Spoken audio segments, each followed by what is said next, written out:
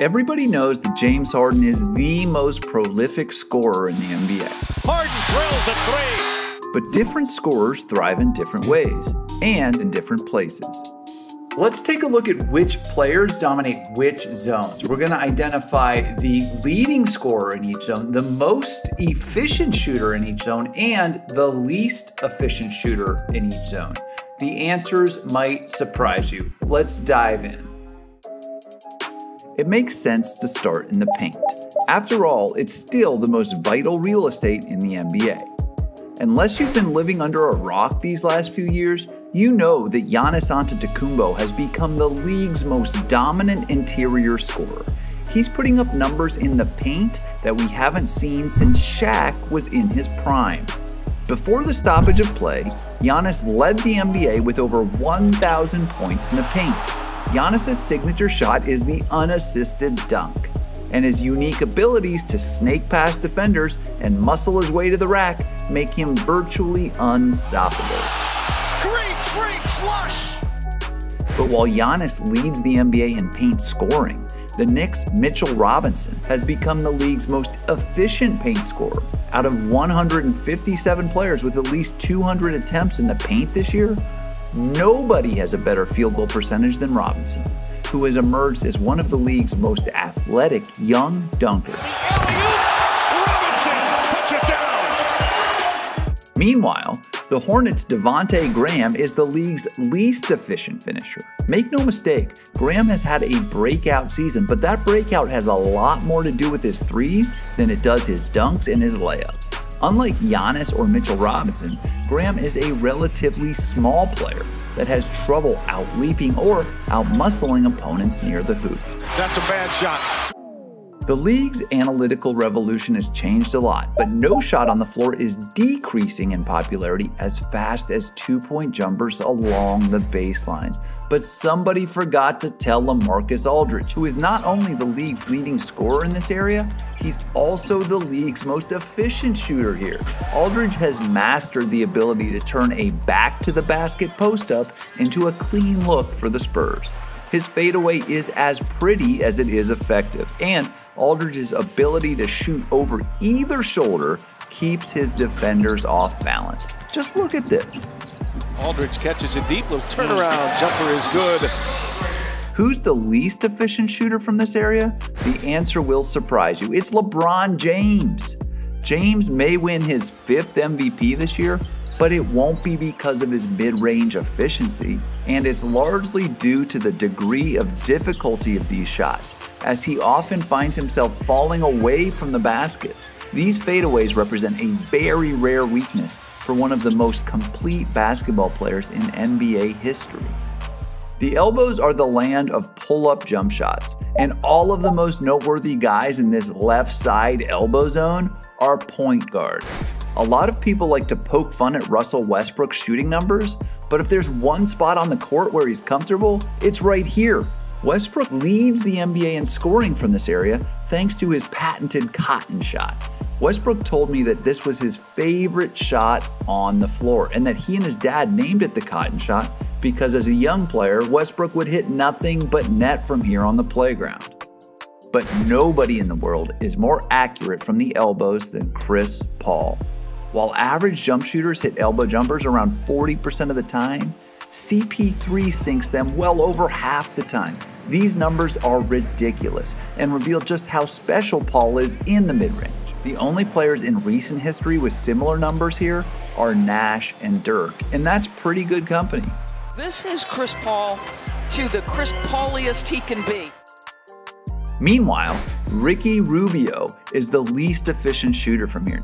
9 years into a nice NBA career, Rubio is still haunted by his mediocre jumper. Chris Paul must have taught OKC teammate Dennis Schroeder a few things because Schroeder is having by far his best year as a scorer. He's become the league's most prolific scorer in this area here. And like Paul, most of his mid-range buckets come off the bounce. Not only does he lead the league in buckets up here, he's made 52% of his attempts from this zone before the stoppage. One of the only guys more accurate than Schroeder in this area is the great Kawhi Leonard. When he entered the league in 2012, Leonard had the reputation of a bad shooter. But 8 years later, he's not only shed that label completely, he's now respected as one of the best two-point jump shooters in the league.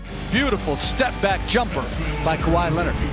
Meanwhile, Philly's Joelle and Beed is arguably the league's worst volume shooter from this zone. Between his pull-ups and his catch-and-shoot tries here, Embiid sinks only 30.4% of his shots in here. Yuck! Let's swing over to the right elbow now, and once again we see Chris Paul putting up freakish numbers. Paul not only ranks first in the NBA in points scored here, but of the 20 players that have tried at least 50 shots from this zone this year, he ranks second in efficiency. CP3 goes right to his favorite spot. The only guy better than him? CJ McCollum, whose mid-range game helped propel the Blazers past the Nuggets in a huge Game 7 road win in last year's playoffs. McCollum throws it up off the glass and banks it home. He's unstoppable right now. And the worst from the right elbow among qualifying players? None other than CP3's banana boat buddy and McCollum's teammate, Carmelo Anthony. Melo's looks from this spot are usually the result of isolation plays that have fallen out of style in the modern NBA, and he hits them at less than a 30% rate. What a difference a few feet makes. As we move to the right baseline, Melo's numbers soar. The dude is hitting nearly half of his attempts over here and is the leading scorer in the NBA from this zone, despite not even playing in the first month of the 2019-20 season. Carmelo Anthony. 17 years of that professionally. Meanwhile, Khris Middleton has become one of the most complete jump shooters in the Eastern Conference. He's flirting with a rare 50-40-90 season. The guy can score in so many ways, from so many different places, but he really flexes his skills over here, where he's made almost 60% of his tries. That's incredible. Khris Middleton with the jumper. It's weird, but one of the league's other best shooters, Devin Booker, struggles from this zone. Why? Like LeBron on the other baseline, Book often takes very difficult off-the-bounce shots in this area. His 37% field goal percentage here is nothing to be ashamed of. It's actually right around the league average from this spot. But still, that number makes Booker technically the least effective volume shooter in this zone. We now move out to the NBA's trendiest real estate, the corner three. And folks, PJ Tucker is by far the most prolific shooter from this zone. Why? Well, first of all, he's a great shooter, but it doesn't hurt that he plays for Mike D'Antoni and he plays next to James Harden and Russell Westbrook. Corner threes are the most assist-dependent shot on the floor. Well over 90% of those are assisted, and Tucker's huge numbers in the corners reflect Harden and Westbrook's all-world abilities to collapse defenses and find open shooters with good passes. PJ Tucker with the side corner three, pure. The Pistons have had a disappointing season, but Langston Galloway has been a nice surprise, especially over in this corner where the dude is sinking a ridiculous 62% of his corner threes. Langston Galloway from his favorite spot, that left corner, and he triples. Meanwhile, the corner has not been kind to Taurean Prince. The Nets have relied on Prince to become a corner threat, but thus far, it has not worked out. Despite being the league's second most active shooter over here, he's also its least efficient. Buddy Hield is officially one of the best three-point scorers in the NBA, and his sweet spot is right up here, where he's tried 199 threes and converted a nice 41% of those tries.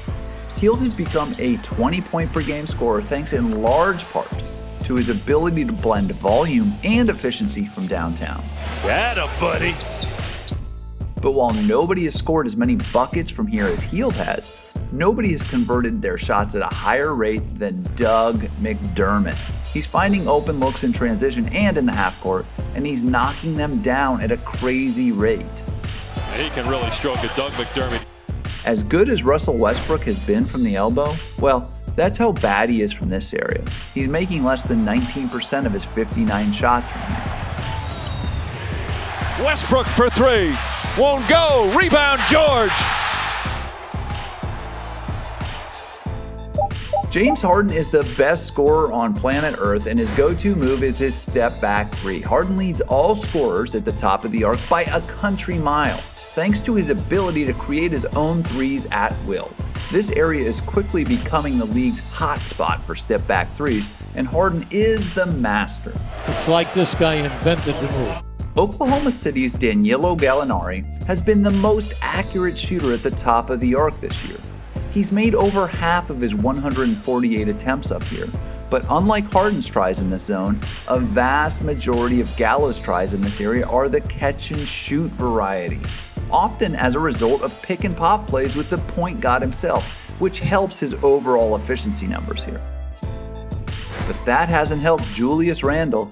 Despite the fact that a vast majority of his attempts up here are catch-and-shoot, Randle is still just 10 of 71. Folks, that's 14%, and that's really, really bad. As we move to the right side of the arc, Harden is still the most prolific shooter, but it's the gap between him and second place that is stunning. Harden has tried 274 shots here this season. Devontae Graham ranks a distant second at just 160.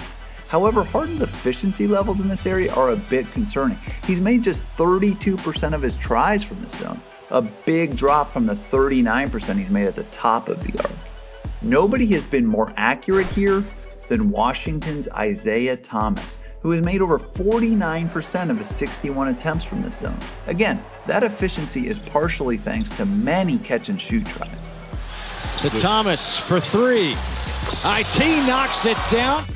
On the flip side, Chicago's Lorimar has been the coldest shooter over here, converting just 10 of his 56 tries before the stoppage. The Bulls need him to be much better from here going forward. That's marketing. That's the problem the Bulls have to deal with. As we move to the right corner three, once again Houston's PJ Tucker is the most active shooter in the league. However, Utah's Bojan Bogdanovic has been the league's leading scorer from this area. Why? He's slightly more efficient than Tucker on almost as many tries. Bogey launches a three. Bang! He's catch and shoot king, man. But while Bogdanovic has been really good here, Dallas's Tim Hardaway Jr. has been great here. Hardaway has made 52.2% of his right corner threes this year, which ranks first among the 24 players with at least 50 tries in this zone. Who's the worst over here? Jae Crowder, who has managed to knock down only 28.9% of these juicy corner looks from the right side. Not good, Jae. Crowder unloads a three. Oh my. Last but not least, let's look at the fastest growing shot type in the NBA, the deep three. Two players are far and away the leading scorers from out here in deep space. First, Dame Lillard, who is 9 for 21 on these long rangers. What? Three, Lillard! Lillard's deep numbers are nothing short of incredible. He's made an unthinkable 34% of his 243 shots between 30 and 50 feet over the past 2 seasons. Lillard is proving that deep threes are more than just gimmicks. They are future fundamentals. They don't call you Logo Lillard for nothing. The other most active shooter here, of course, is Trey Young, but he's made just 4 of his 20 attempts in this super deep area this season. His willingness to fire from long range has earned him comparisons to Steph Curry earlier in his career, but it's not quite accurate enough yet to strike fear into defenders from 30 feet plus. So what's the difference between a good shot and a bad shot in the NBA? That's a complicated question, but it starts with who's shooting it and where they are standing. Thanks for watching ESPN on YouTube. For live streaming sports and premium content, subscribe to ESPN+.